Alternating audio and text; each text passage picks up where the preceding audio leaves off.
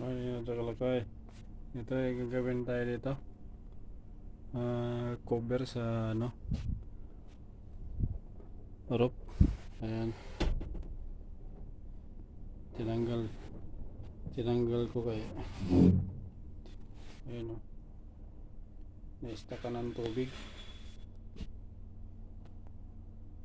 Ayan. Nakailang repair na nito pero ayan o. Ilang repair na pero balik pa rin. Tanggalin natin yung mga silicone. Nagmo-moist kasi siya dyan, no? Kita yan, yan. Nagmo-moist.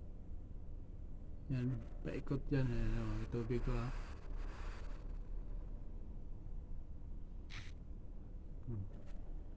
Diba?